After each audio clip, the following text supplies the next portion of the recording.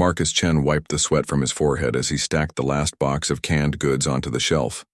The community food bank was busier than usual this Saturday morning, and volunteers were running short. He had been coming here every weekend for the past 3 years, ever since his wife Sarah had passed away from cancer. It started as a way to keep busy, to fill the empty hours when his 8-year-old daughter Emma was at her grandmother's house. The food bank was located in the basement of an old church in downtown Seattle. The fluorescent lights flickered occasionally, and the concrete floors were always cold, but Marcus found peace in the routine work. Sorting donations, organizing shelves, helping families pick out groceries. It gave him purpose during the darkest period of his life. "Marcus, we have a new family coming in," called out Mrs. Rodriguez, the elderly volunteer coordinator. "They're a bit nervous. First time here. Could you help them?" Marcus nodded and walked toward the entrance. He saw a man about his own age, maybe 35, standing with 2 young children. The man's clothes were clean but worn. His shoes had seen better days, and his hands shook slightly as he held a crumpled piece of paper with the food bank's address.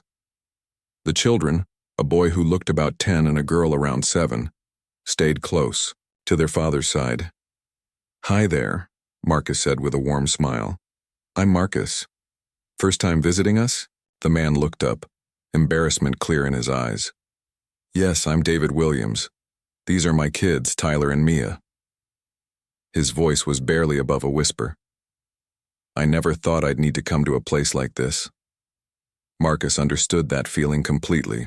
After Sarah's medical bills had drained their savings, he had struggled to keep their heads above water too. "It's okay. We're here to help. No judgment, no questions asked. Let me show you around." As they walked through the food bank, David explained his situation in bits and pieces. He had been laid off from his construction job 6 months ago when the company downsized. His unemployment benefits had run out, and despite applying everywhere, he couldn't find steady work. His wife had left them 2 years earlier, saying she couldn't handle the stress of raising 2 kids. David had been managing alone until the job loss. "The rent is due next week," David said quietly as they stopped near the produce section. "I've been doing odd jobs, but it's not enough. Tyler needs new shoes for school, and Mia's been asking for a winter coat. I keep telling them things will get better soon." Marcus watched the children as their father spoke. Tyler, the older boy, was trying to act tough, but Marcus could see the worry in his young eyes. Mia held onto a worn, stuffed rabbit and stayed close to her brother. Both kids were thin and their clothes hung loose on their small frames. "How long has it been since you've had a proper meal?" Marcus asked gently. David's jaw tightened. "We're managing. The kids eat at school during the week. Weekends are harder." Marcus felt his heart break a little. He remembered those days after Sarah's death when he could barely function, let alone make sure Emma was properly fed and cared for. At least he had his mother-in-law to help and a stable job to fall back on. "Let's get you set up with some good food," Marcus said. "We have fresh vegetables today, and Mrs. Chen donated some rice and cooking oil yesterday." As they filled boxes with groceries, Marcus learned more about David's story. He was a skilled carpenter who had worked construction for 15 years. He owned his tools and had a good reputation, but the economic downturn had hit the construction industry hard. David had sold his truck to pay for groceries and was now taking the bus everywhere, which made job hunting even more difficult. "I went to college for 2 years, David said as he carefully placed a bag of apples in his box. "Studied business, but when my ex-wife got pregnant with Tyler, I dropped out to work full-time. Always planned to go back, but life got in the way." Marcus noticed how David's hands, rough and calloused from years of construction work, handled the food with such care. This was a man who had worked hard his whole life and was now facing circumstances beyond his control. When they finished packing the groceries, Marcus helped David carry the boxes to the bus stop. The afternoon rain had started and David didn't have an umbrella. Marcus gave him his own jacket to cover the food boxes. "I don't know how to thank you," David said as the bus approached. "This food will last us at least a week." "No thanks needed," Marcus replied. "Just take care of those kids. They're lucky to have a dad who cares so much." As the bus pulled away, Marcus stood in the rain watching it disappear down the street. Something about David's situation reminded him so much of his own struggles, the pride that made asking for help so difficult, the weight of being a single parent, the fear of not being able to provide for your children. That evening, Marcus sat in his comfortable apartment overlooking Elliott Bay. Emma was at her sleepover, and the silence gave him time to think. His technology consulting business had grown steadily over the past 5 years. What had started as a side hustle while he worked a corporate job had evolved into a successful company with 12 employees. He had been fortunate, even through the hard times. Marcus pulled out his laptop and started researching local job training programs. He found several that offered certification courses for construction workers wanting to transition into other fields. Most had waiting lists and required upfront payments that someone like David probably couldn't afford. He thought about David's mention of his college business courses. With some additional training, David could potentially move into project management or even start his own contracting business. But first, he needed stability and a chance to get back on his feet. Marcus made a decision that would change both their lives, though neither man knew it yet. He picked up his phone and started making calls to his business contacts. If David was willing to work hard, Marcus was going to make sure he had the opportunity to do so. Marcus arrived at the food bank early the following Saturday, hoping to catch David when he came in. He had spent the week making phone calls and putting together a plan. His friend Jake ran a small residential construction company and was always looking for reliable workers. More importantly, Jake understood that sometimes good people just needed a chance. David showed up around 10 in the morning, looking even more tired than the week before. Tyler and Mia were with him again, and Marcus noticed that Tyler's shoes had a new hole in the sole. The boy was trying to step carefully to avoid puddles. "David, good to see you again," Marcus said, approaching the family. "How was your week?" "Long," David replied honestly. "Still looking for work. Had a few interviews, but nothing solid yet." Marcus nodded toward a quiet corner of the food bank. "Mind if we talk for a minute? I might have something that could help." David looked suspicious but followed Marcus, telling the kids to stay where the other volunteers could keep an eye on them. Marcus had learned that when you're struggling, unexpected offers often seem too good to be true. "I've been thinking about our conversation last week," Marcus began. "You mentioned you're a skilled carpenter with 15 years of experience. I have a friend who runs a construction company, and he's looking for someone reliable." David's eyes lit up for a moment, then dimmed. "I appreciate the thought, Marcus, but I don't have transportation. I sold my truck months ago, and most construction sites aren't on bus routes." "That's where my idea gets interesting," Marcus said. "What if I told you I was thinking about starting a small subsidiary of my consulting business, something focused on helping other small businesses with their office build-outs and renovations? I'd need someone with construction experience to manage the projects." David stared at him. "I don't understand. You barely know me." Marcus chose his words carefully. "I know you're a single dad working hard to take care of your kids. I know you have skills and experience. I know you're reliable because you show up here every week even when things are tough. That tells me everything I need to know about your character." "What exactly are you offering?" David asked, his voice cautious. "A job. Project management for small commercial renovations. It would start part-time while you learn the business side, but it could grow into something bigger. The pay would be $1,500 a week to start, with benefits after 90 days. David's face went pale. $1,500? That's more than I was making in construction. The work is more complex. You'd be dealing with clients, managing subcontractors, handling budgets and timelines. But with your construction background and those business courses you mentioned, I think you could handle it." David sat down heavily on a folding chair. "Why would you do this? What's in it for you?" Marcus had expected this question. "Honestly, I've been where you are. Not exactly the same situation, but close enough. After my wife died, I went through some dark times. People helped me when I needed it most, and now I'm in a position to help someone else. Plus, this isn't charity. I genuinely think you could be good at this work." I don't have business clothes, David said quietly. I don't have a car. I don't even have a computer. We can figure all that out, Marcus replied. There's a thrift store downtown that has decent business clothes.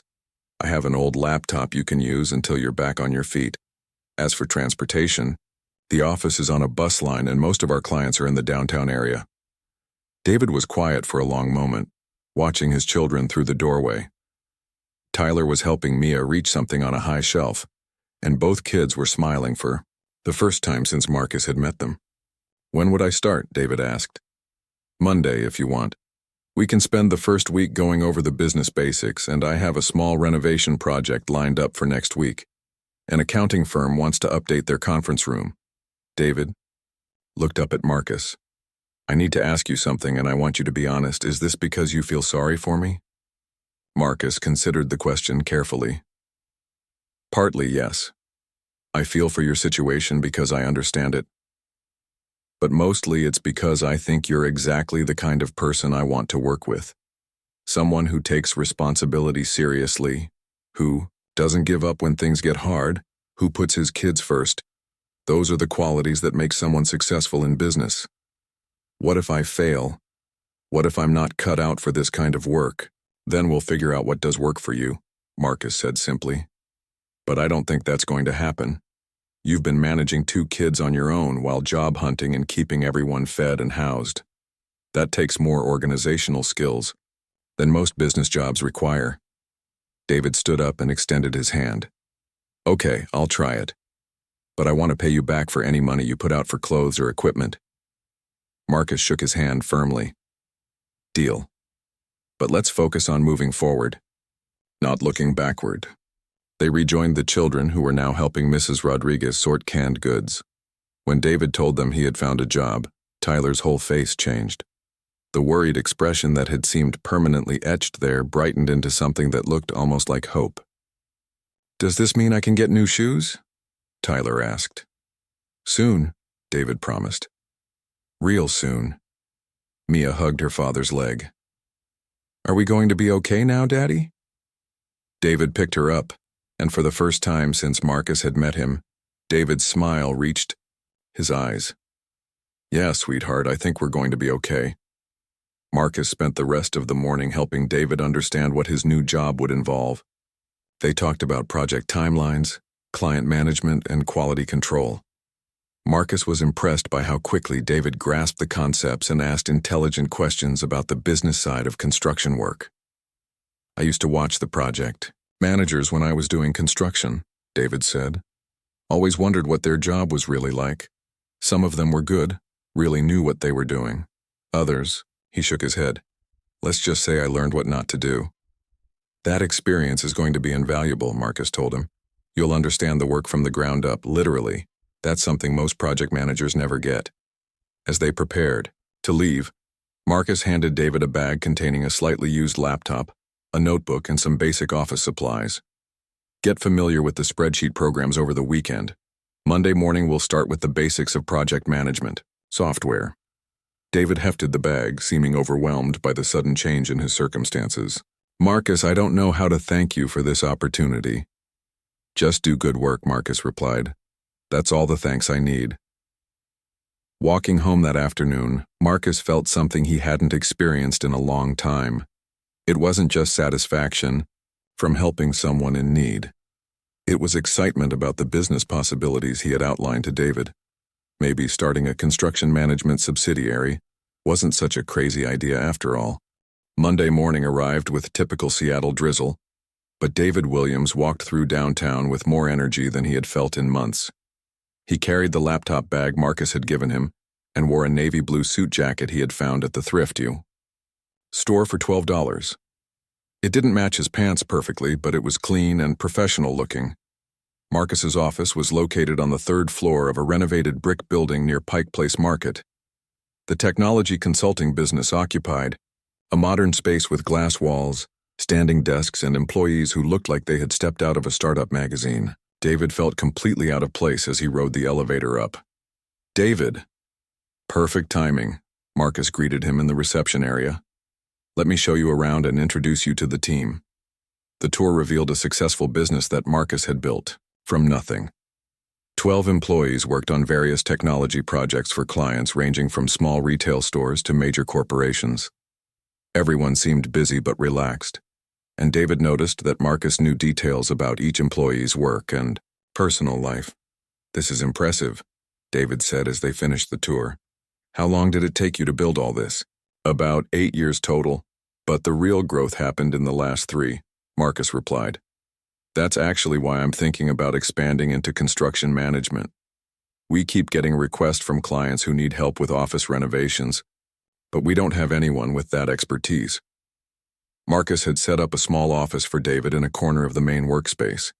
It had a desk, 2 monitors connected to the laptop, and a view of the harbor through the large windows. David had never had an office with a view before. "Your first project starts Wednesday," Marcus explained, opening a folder thick with papers. "The accounting firm I mentioned wants to renovate their main conference room. They're tired of clients seeing the wood paneling from 1985.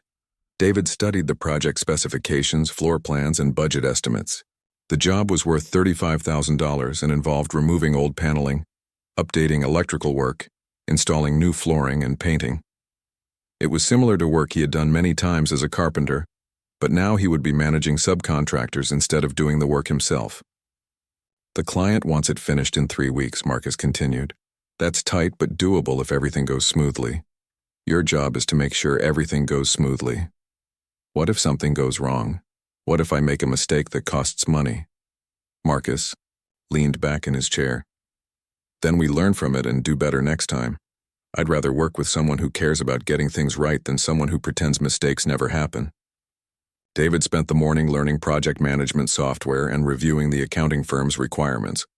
By lunch, he had created a timeline that coordinated electricians, flooring installers, and painters. It felt good to use his brain for planning instead of just physical labor. "How's it going?" Marcus asked, stopping by David's desk around 2 o'clock. "Better than I expected," David admitted. "This software makes it easy to track everything. I can see why some of those project managers I worked with were so disorganized. They were probably trying to keep track of everything on paper." "Exactly. The right tools make all the difference." David hesitated, then asked the question that had been bothering him all morning. "Marcus, can I ask you something personal?" "What happened to your wife?" Marcus was quiet for a moment. "Cancer, ovarian cancer. She fought it for 2 years, but the treatment was brutal. The medical bills were enormous, even with insurance. After she died, I was left with Emma to raise and about $100,000 in debt." "How did you manage?" "Barely at first. I worked my corporate job during the day and did consulting work at night. Emma stayed with her grandmother a lot more than I wanted, but I didn't have a choice. It took me 3 years to pay off the medical debt and another 2 to build the business to where I could quit my day job." David understood now why Marcus had been so willing to help. "Is that why you volunteer at the food bank?" "Partly. But also because Emma needs to understand that we help people when we can. She comes with me sometimes. I want her to see that having enough doesn't mean you forget about people who don't." That afternoon, David met with the accounting firm's partners to discuss their renovation project. He wore his thrift store jacket and carried a leather portfolio that Marcus had lent him. The meeting went well. David's construction experience helped him answer technical questions that the partners asked, and his new business training helped him present professional timelines and cost estimates. "When can you start?" asked the senior partner, a woman, named Patricia Chen, who had built her practice over 20 years. "Wednesday morning, if that works for you," David replied. "We'll start with the electrical work since that needs to be done before anything else." "And you guarantee the 3-week timeline?" David thought about his old construction jobs where delays were common and excuses were easier than solutions. "I guarantee that if there are any delays, you'll know about them immediately along with our plan to get back on schedule. But yes, 3 weeks is realistic for this scope of work." Patricia smiled and extended her hand. "I like working with people who communicate clearly. Let's do this." Walking back to Marcus's office, David felt a strange sensation he barely recognized. It was confidence. For the first time in months, he felt capable of handling whatever came next. "How did it go?" Marcus asked when David returned. "Good. Really good. They approved the timeline and budget. We start Wednesday." "Nervous?" David considered the question. "A little, but also excited. I know how to do this work. I just never had the chance to manage it before."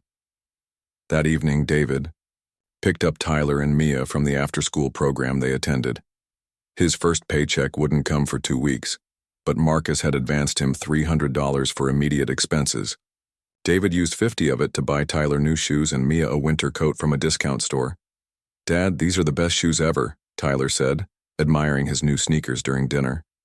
"And I'm really warm now," Mia added, wearing her new pink coat, even though they were eating inside. David watched his children's faces and felt something shift inside his chest. For the first time in months, he wasn't worried about next week or next month. He had work that paid well, a boss who treated him with respect, and children who were starting to believe that things really were getting better. "Tomorrow, I want to show you guys something," David said. "My new office. It has a view of the water." "You have an office?" Tyler asked, impressed. "I have an office," David confirmed, "with my name on the door and everything." It wasn't exactly true yet, but Marcus had mentioned getting nameplates made for the doors. For the first time in his adult life, David Williams was going to have a business card with his name and a title that didn't involve manual labor. As he tucked the children into bed that night, David thought about Marcus's generosity and wondered how he would ever repay such kindness. He didn't know yet that within 6 months he would be the one offering Marcus something invaluable in return. 3 months later, David Williams had transformed from a desperate single father into one of the most valuable employees at Marcus Chen's growing business. The accounting firm project had finished 2 days early and $500 under budget. Word spread quickly in Seattle's tight-knit business community, and David was now managing 4 simultaneous renovation projects. Marcus watched from his office as David coordinated with subcontractors over the phone while simultaneously reviewing architectural drawings for a restaurant renovation. The transformation was remarkable, but it went deeper than just professional success. David carried himself differently now, with the quiet confidence that comes from knowing you can handle whatever comes next. "Marcus, do you have a minute?" David asked, knocking on the open office door. "Always." "What's on your mind?" David sat down across from Marcus's desk, holding a thick folder. "I've been thinking about the business. We're getting more renovation requests than we can handle, and most of our current clients are asking about larger projects." Marcus nodded. "I've noticed that too. The restaurant wants to renovate their entire space, not just the dining room, and Patricia Chen's accounting firm is talking about expanding to the whole floor." "Right. But here's the thing," David continued, opening his folder. "These bigger projects require different licenses and insurance. We also need relationships with more specialized contractors. I've been researching what it would take to become a full-service construction management company." David spread several documents across Marcus's desk, including licensing requirements, insurance quotes, and a detailed business plan he had been working on for weeks. Marcus was impressed by the thoroughness of the research and the clarity of David's thinking. "This is incredible work, David. How long have you been putting this together?" "About a month.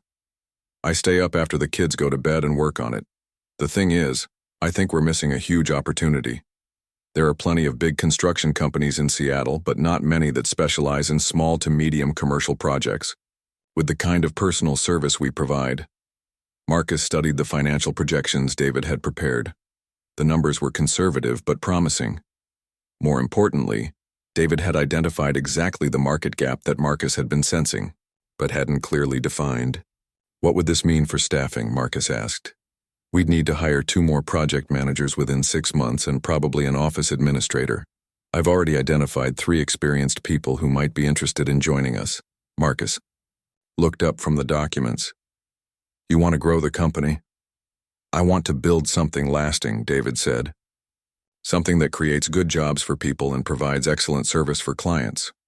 But mostly, I want to build something with you. You took a chance on me when no one else would. Now I want to help you create something bigger than either of us could do alone." Marcus was quiet for several moments, processing what David had proposed. The construction management side of the business had grown organically, almost as an afterthought to his technology consulting work. But David was right about the opportunity, and his passion for the work was obvious. "There's something I need to tell you," Marcus said finally. "The technology consulting business is doing well, but I'm not passionate about it anymore. It pays the bills and provides security for Emma and me, but it doesn't excite me the way it used to." David waited patiently as Marcus gathered his thoughts.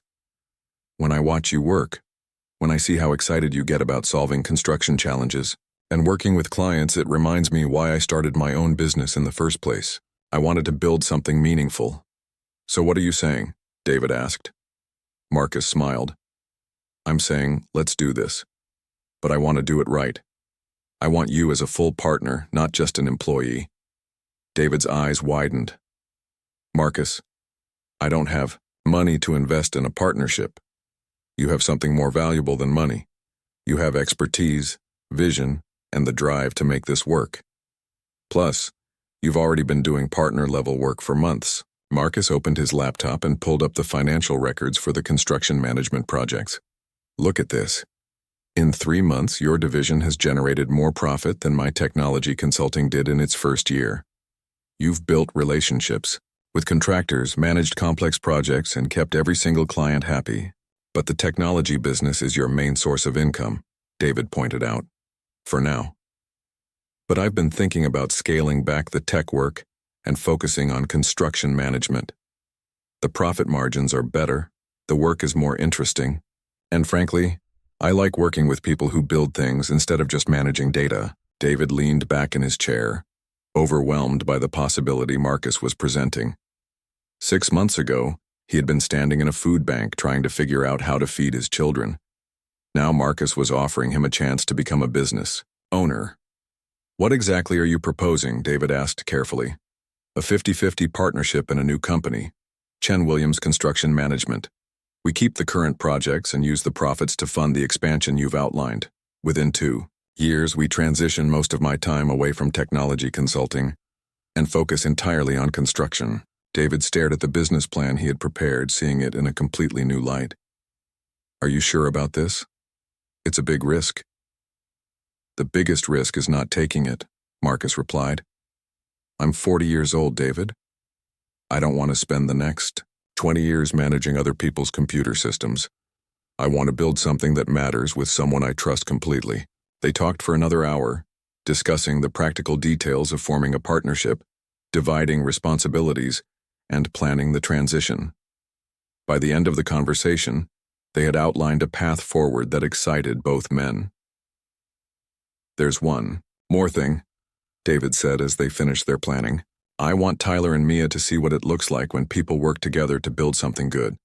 They've seen me struggle, and they've seen me fail. Now I want them to see me succeed." Marcus understood completely. Emma needs to see that too. She needs to know that taking care of other people isn't just something we do at the food bank. It's something we can build our whole lives around.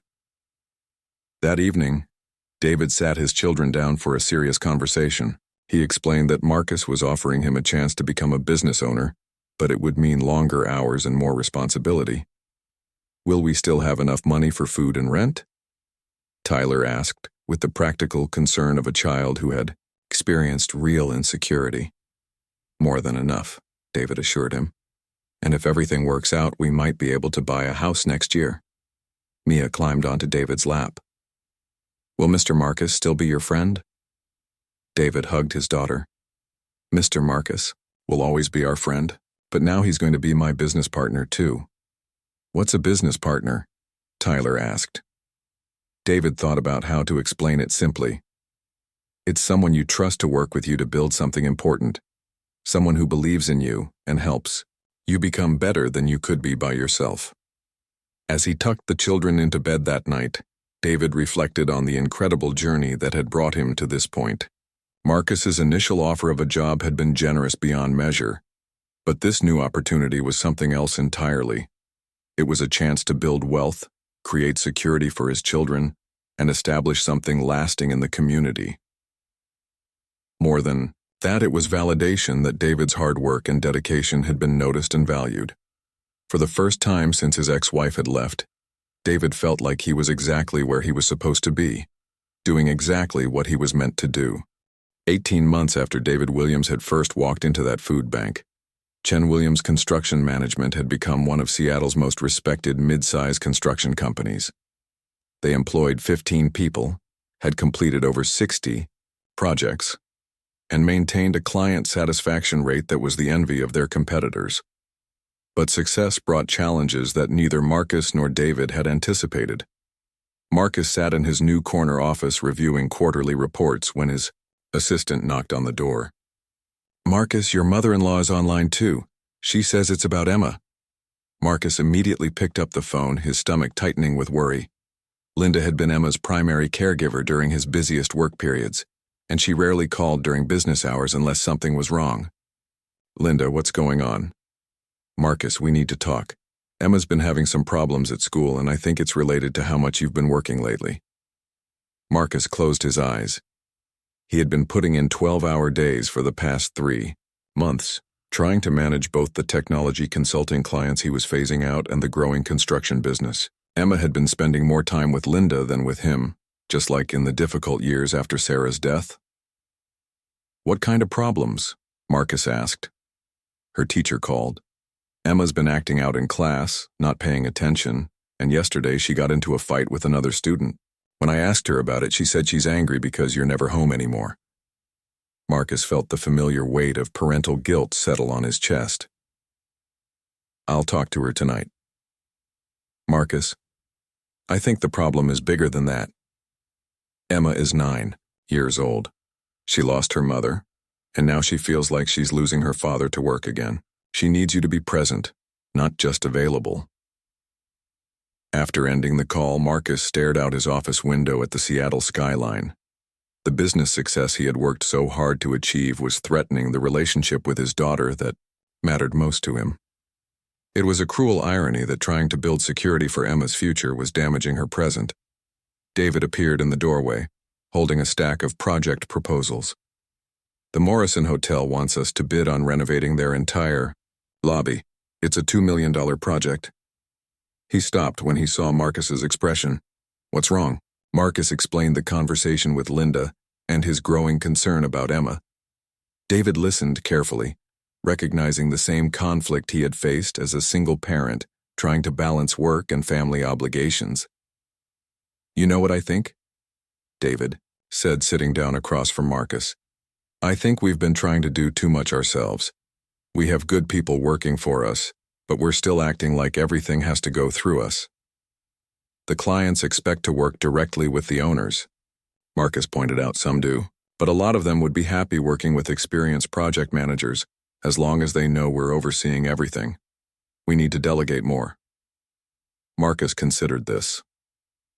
"Are you suggesting we hire a general manager?" "I'm suggesting we promote from within. Sarah Kim has been with us for 8 months and she's handled every project perfectly. Clients love her, subcontractors respect her, and she's as good at problem solving as either of us."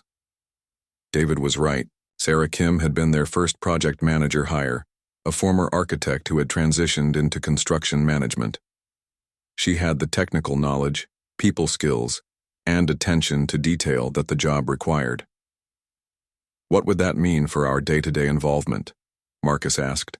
"We could focus on business development, major client relationships, and strategic planning. The operational stuff could be handled by Sarah and her team. We'd still be involved in every project, but we wouldn't have to manage every detail personally." Marcus thought about Emma's needs and his own desire to be the kind of father she deserved. "Would you be okay with stepping back from day-to-day operations? I know you love the hands-on project work." David smiled. "Marcus, 6 months ago I was worried about paying rent. Now I'm a business owner with money in the bank and a secure future for my kids. I'm not going anywhere, but I also don't need to prove myself by working 80 hours a week anymore." They spent the afternoon developing a plan to restructure the company's operations. Sarah Kim would become operations manager with authority to handle most client communications and project decisions. They would hire 2 additional project managers and create clear protocols for when owner involvement was necessary. This could actually make us more profitable, David noted as they worked through the numbers. Sarah's salary is less than the value of the time we'll free up for business development. That evening, Marcus had a long conversation with Emma over dinner. She was initially reluctant to talk, but gradually opened up about her feelings. "You promised things would be different after Mommy died," Emma said, picking at her mac and cheese. "You said we'd spend more time together, but now you work even more than before." Marcus felt his heart break a little. "You're right, sweetheart. I got so focused on building the business that I forgot why I was doing it in the first place." "Why were you doing it?" "To take care of you, to make sure you have everything you need. But you're right that working all the time isn't taking care of you the way you need." Emma looked up at him. "I don't need a big house or fancy clothes, Daddy. I just need you to be home sometimes." The next morning, Marcus called Sarah Kim into his office and offered her the operations manager position. Her reaction was immediate and positive. "I was hoping you'd consider this," Sarah said. "I love the work we're doing here, and I think I can help the company grow while maintaining the quality standards we've established." Within 2 weeks, the new structure was in place. Sarah took over daily operations management, freeing Marcus and David to focus on strategic initiatives. The change had an immediate impact on both men's work-life balance. Marcus started picking Emma up from school 3 days a week and found time to attend her soccer games again. Their evening conversations became longer and more meaningful as Emma began to trust that her father was truly present, not just physically there while mentally focused on work projects. David used his newfound flexibility to volunteer as a coach for Tyler's Little League team and to help Mia with her homework every evening. Both children had adjusted well to their improved circumstances, but David wanted to make sure success didn't mean sacrificing the close relationship he had built with them during their difficult times. The best part about having more time, David told Marcus one Friday afternoon, is that I can actually enjoy what we've built instead of just working constantly to maintain it. Marcus nodded in agreement. "Emma told me yesterday that she's proud of what I do for work. She understands now that helping people fix their businesses is similar to what we do at the food bank, just in a different way." The restructuring also had unexpected benefits for the business itself. Sarah's fresh perspective led to process improvements that increased efficiency. The additional project managers brought new ideas and energy to the team. Client satisfaction remained high, but the company was now positioned to handle larger projects without requiring Marcus and David to sacrifice their personal lives. 3 months into the new structure, they received their biggest opportunity yet. A major downtown hotel wanted to renovate its entire conference center, a project worth $4 million. The timeline was aggressive, the client expectations were high, and the logistics were complex. 2 years ago, we would have stressed ourselves into the ground trying to manage something like this, Marcus observed as they reviewed the project requirements. "Now we have the team and systems to handle it properly," David replied. "Sarah can manage the day-to-day operations, we can focus on client relations and strategic oversight, and everyone can maintain a reasonable work schedule." As they prepared the proposal for the hotel project, both men reflected on how much their lives had changed. Marcus had gone from being an overwhelmed single father drowning in medical debt to being a successful business owner with time for what mattered most. David had transformed from a desperate man seeking help at a food bank to a respected entrepreneur building wealth and security for his family. But perhaps the most significant change was in their understanding of what success actually meant. It wasn't just about financial achievement or business growth. True success meant having the freedom to be present for the people who mattered most, while still pursuing meaningful work that made a positive impact on their community. "You know what I realized?" David said as they finished reviewing the hotel proposal. "When you first offered me that job, I thought you were just helping me. I didn't understand that you were also helping yourself."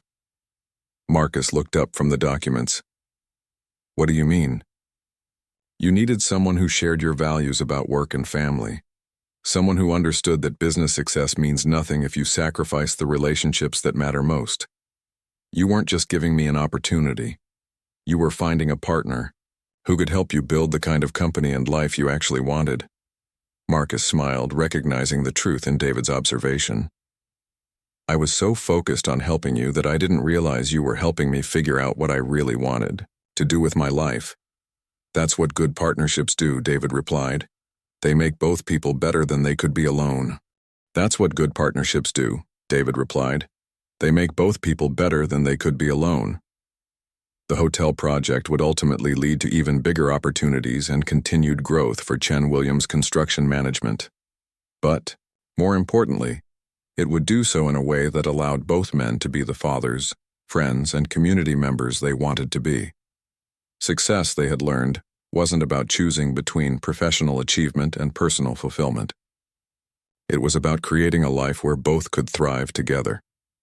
2 years after their first meeting at the food bank, Marcus Chen stood before a packed room at the Seattle Chamber of Commerce annual awards dinner. Chen Williams Construction Management had just been named Small Business of the Year, but Marcus barely heard the applause as he looked out at the audience. In the front row sat David Williams, Tyler, Mia, Emma, and Linda, all beaming with pride. The journey from that rainy Saturday at the food bank to this moment had been remarkable, but not because of the business success or financial achievements. The real transformation had been deeper and more personal than either man could have imagined when they first shook hands. When I started my technology consulting business 8 years ago, Marcus began his acceptance speech. I thought success meant working harder than everyone else and sacrificing everything for financial security. I was wrong about what success actually looks like. He paused, finding David's eyes in the audience. 2 years ago, I met someone who taught me that true. Success isn't about what you achieve for yourself. It's about what you build with others and how you use your opportunities to create opportunities for other people. David smiled, remembering his own acceptance speech 6 months earlier when the Construction Industry Association had honored him as Emerging Leader of the Year. His speech had focused on second chances and the importance of community support during difficult times. Chen Williams Construction Management exists because my business partner David Williams saw possibilities that I couldn't see, Marcus continued. But more than that, our partnership works because we both learned that professional success means nothing if you're not also successful as a father, friend, and community member. After the ceremony, the two families celebrated at a restaurant overlooking Elliott Bay. The children had become close friends, despite their age differences. Tyler, now 12, had become a protective big brother figure to Emma, while Mia and Emma bonded over their shared love of art and storytelling. Remember when you told me this job would change my life? David asked Marcus as they watched the children play games on Tyler's phone while waiting for dessert. I remember thinking I was offering you a chance to get back on your feet, Marcus replied. I had no idea you were going to revolutionize my entire approach to business and life. David laughed. I was just trying not to mess up the opportunity you gave me. I never imagined we'd end up building something this significant together. The TIA numbers told an impressive story. Chen Williams Construction Management now employed 42 people and had completed over 200 projects. They had developed a reputation for quality work, fair treatment of employees, and genuine care for client needs. The company's success had allowed both men to purchase homes in good neighborhoods and establish college funds for their children. But the deeper impact was visible in smaller, more personal ways. Emma was thriving in school and had developed confidence that came from knowing her father was emotionally present and available. Tyler had grown from a worried, anxious child into a confident young man who talked about studying business in college.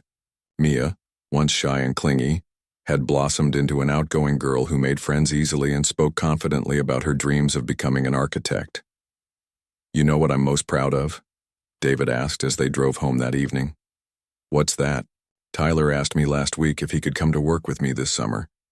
Not because he needs the money, but because he wants to understand how the business works. He sees what we've built and wants to be part of something meaningful too. Marcus understood completely. Emma had started volunteering at the food bank with him, helping to organize donations and welcome new families. She had inherited her father's desire to help others, but also gained confidence from seeing how success could be used to make a positive impact. The following Saturday, both families returned to the downtown food bank, where everything had started. It was their monthly volunteer commitment, something they had maintained even as their professional responsibilities had grown. The food bank had expanded its services and moved to a larger location, but the mission remained the same. "Look at this," David said to Marcus as they organized donated groceries. "2 years ago, I was coming here for help. Now Tyler and Mia are here helping other families who are going through what we went through."